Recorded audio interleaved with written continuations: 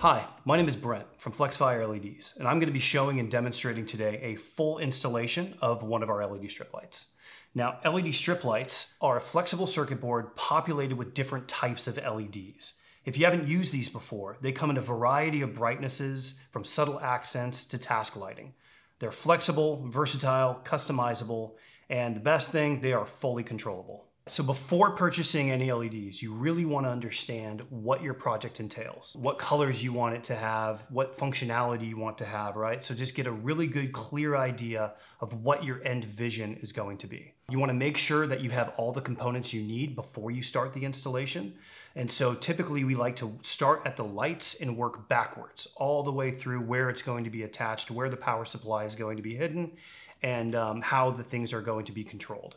LED strip lights come with a variety of outputs. These outputs are static white, tunable white, RGB, RGB plus white, and RGB plus tunable white. If you're still deciding which strip that you want and what is going to achieve the best results for your project, or still between a couple different options and you're really not too sure what to go with, go ahead and contact us. For this video, we're going to be installing an RGB plus tunable white LED strip light. I'm going to go over the components you're going to need for this installation. The first thing you're going to need is an LED strip light itself. Each of our strips have a strong 3M adhesive backing. You're also going to notice is every few inches or so, there are cut marks on the solder pads. You can see a very thin line here, and those lines are going to be used to cut the strip light to length. All of our strips come with pre-soldered wire leads.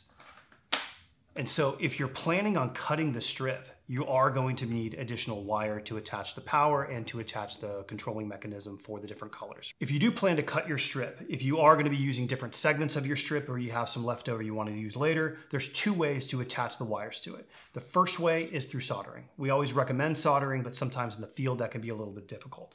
The other way is to use solderless connectors. The next consideration you really have to think about is how you want to control your lights. When you're thinking about the controllers, you want to really think about, how do I want to install this? Do I want to control it when I walk into my room from a light switch? Do I want to yell out to Alexa and have her turn my lights on for me when I walk into the house?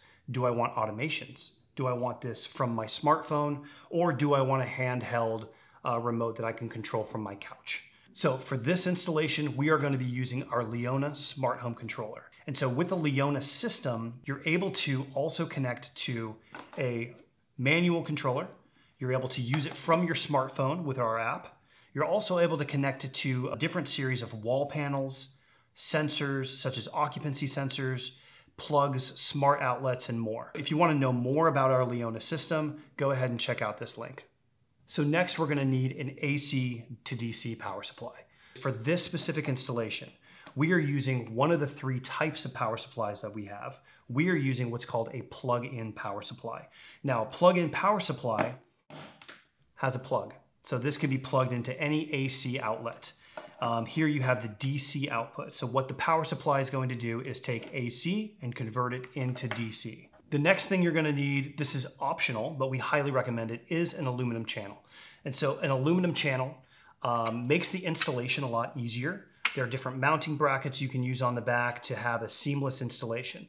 They also provide the LED light with a little bit of diffusion. So as you can see, this one has a frosted cover. They also come with clear covers as well. Our LEDs have been designed to dissipate heat really well. However, if you wanted to add an additional heat sink, it'll draw that additional heat away from it, right? And so that will extend the life of the LED strip lights as well. And so the next thing that we also have for this setup are just some basic tools. You need a tape measure, you're gonna need some pliers, wire strippers, scissors, as well as a small screwdriver. And so now we are ready to install our strip lights. Make sure all of your components are working. So if you guys do the full mock installation and something is wrong or you didn't order what you wanted, go ahead and contact us. Go ahead and return it. We can send you out what you do need for your project. First thing you want to do is turn off to the power of the home, especially if you're using a hardwired power supply. Take the strip and roll it completely out from end to end. Inspect it for any defects. This is what you want to do with any product in general, including your controllers, including your power supplies and connectors. One thing that I'll point out here is on the LED strip light itself, on the solder pads, there are little markings here. These markings show you what color is associated with that line. So as you follow that all the way down at the end of the strip, you will notice that there is a wire associated to every one of those colors, right? So on here, if you would look at the 24 volt DC, that goes to black. So as you're installing this into the controller, this black wire would go to the positive or the power in. R would go to red, green would go to green. How this setup would look is you have your power supply. From the power supply, plug this directly into the controller. So on this side of the controller, you're gonna notice there's a bunch of different letters here. So these are for the different output types. So the last one here, you see there's 5 different types. There's the cool white, warm white, blue, green, red. So those are the indicators for the RGB dynamic white strip light. And so what you're going to do is find the color that is, always start from the strip light, start from the indicators on the solder pad, and then you would go through and say, okay, well, this color is red, this color is green, and put it to the associated one. So here is everything set up. As you can see, the wires have been stripped. We typically strip them about 1/4 inch. You twist them to be able to give enough conductivity into there, right? And so you're gonna wanna test the controllers for functionality. You're gonna wanna go through all of the colors. Because if you just turn it on and say, well, yeah, it's working, I'm gonna go install it now. If you then go to red and it turns blue, that could mean that you have a wire cross somewhere in there. So you can also use and test the app. So we've already set the app up. We have another video showing how to install the Leona system. But within this specific app, you're gonna wanna try all the different color temperatures. You're gonna wanna try the saturation. You're gonna wanna try the brightness. And then you're also gonna wanna try here under white. And this is a warm white. And then you can change it all the way to a cool white. With this specific app as well, you can set timers and modes and automations and things that run. You can connect it to Alexa and all of that stuff. So that's another topic, but you really want to walk through the whole app to make sure before you cut this, before you peel it, before you install it, make sure you like it. Make sure it's the perfect strip for your project. So now if you are going to be cutting your LED strip light, you really want to first look at the installation manual to understand where you need to cut it, specifically if you're going to be using solderless connectors. The indicator says cut directly down the line here. You want to make sure that the power supply is disconnected. It's disconnected from the controller, just in case there's any residual power within the strip light. Double check the length. Obviously in your space, you want to measure it twice. You want to measure the strip twice. And let's say on this strip, if you wanted to have, let's say, 14 inches, right? You would select 14 inches here. The closest solder pad to 14 inches. And so what that would mean is you would go down here to 12 and cut it here. And then you would probably, if you needed 14 inches of light, with this light, you would probably maneuver it somewhere in the middle, right? Because you also have space here for the connector. We're gonna go ahead and cut directly down the middle. And now we have our own piece here. So every 1/2 meter or so, you'll also notice these little beads. You don't wanna cut on one of these. You wanna go to the next one. The next thing that we're going to be doing is installing a solderless connector. On the solder pads, there are associated markings for specific colors. So as I grab one of these solderless connectors here, you can attach it to this side or you can attach it to this side. Always start at the LED strip light and then assign the color. So for this specific example, if I were to install it like this, DC in would be black, blue would be blue, red would be red, so this would match. However, if I installed it to this side of the strip, warm white is now black, green is now white, red is now blue, right? So it doesn't matter if the wire colors match up to the strip. It matters that the strip's channel goes through whatever wire to the controller. You'll notice again, there's teeth on the inside of this thing. So you want the solder pad to rest on the teeth. Now we use a premium tape, a really thick tape that helps with heat dissipation.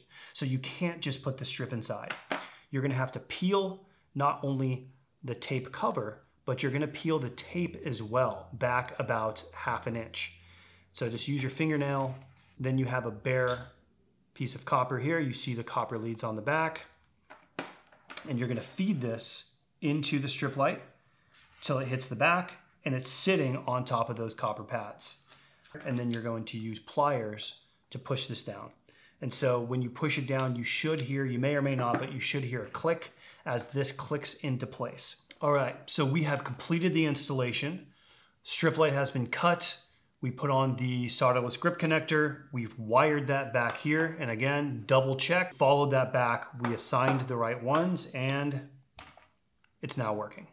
And so what I'm gonna do again is go over all of the different modes, all of the different colors to make sure, okay, is this installed correctly, right? Because the next step, we're gonna be taking this and installing it into its final location. The next thing that we're going to do is once this is all ready to be set up, you're going to run the wire up to where the controller is going to be, make sure that everything has space and everything's gonna work.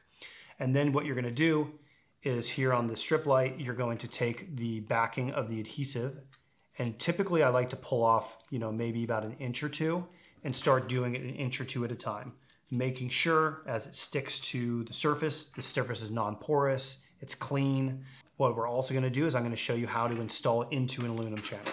So if you're using an aluminum channel, I'm gonna take the cover off. What you would do is start at the very end. Now the connector can fit inside of the channel. And so you're gonna peel that a little bit and then put it right in the middle of the channel, right? You're gonna push it into the channel, right into the middle. If it's not 100% straight, that's okay, because of the depth of, if you have a deeper channel like this one, you're not gonna be able to see that it's a little bit crooked. This type of cover is the frosted cover. And so what you're gonna do is just pop that on and you're gonna press that as it goes all the way down the channel. It presses into these little grooves on the side. And so you're gonna start on one end and press it all the way through. Now you have the strip light within the channel. And you can see as things change, right? All right, congratulations. The lights should work, they should turn on. If you've installed these things correctly, everything should work. If they do not work, if you have a color missing, if you have the brightness isn't working or something is amiss, right? If one section's red and the other one's blue, you probably have some wires crossed. We are here to help you at every step of the way of that. And so if you have any questions on pre-installation, design, selecting the right components, or just getting some ideas, we can absolutely help you out with that. We have real people here. Chat with us, email us, and call us, please.